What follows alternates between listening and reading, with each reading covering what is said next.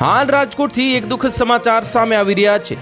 રાજકોટ શહેરના Gandhigram police station વિસ્તારમાં આવતા હનુમાનમઢી પાસે આવેલા કે પાન નજીક 2 વર્ષીય વિશાલ વાજેલિયા નામનું જે બાળક તેના પિતાના મોટરસાયકલ પાસે ઊભું હતું, જે દરમિયાન સ્કૂલ બસ ચાલક દ્વારા બાળકને અડફેટે લેતા સારવાર માટે સિવિલ હોસ્પિટલ ખાતે આવેલા ઇમરજન્સી રૂમ ખાતે લઈ જવામાં આવ્યો હતો।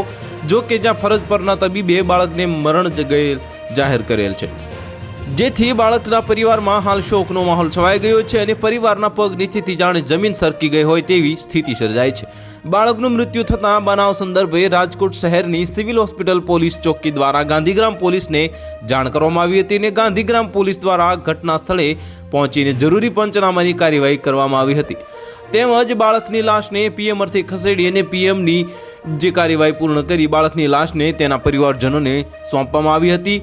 અને બનાવ સંદર્ભે મૃતકના 21 વર્ષીય મજૂરી કામકાજ કરનારા પિતા વિક્રમ વાજેલિયા દ્વારા ગાંધીગ્રામ પોલીસ સ્ટેશન ખાતે સ્કૂલ બસ ચાલક વિરુદ્ધ બીએનએસની કલમ 106(1), 281 તેમજ મોટર વ્હીકલ એક્ટ અંતર્ગત ગુનો નોંધવામાં આવ્યો હતો।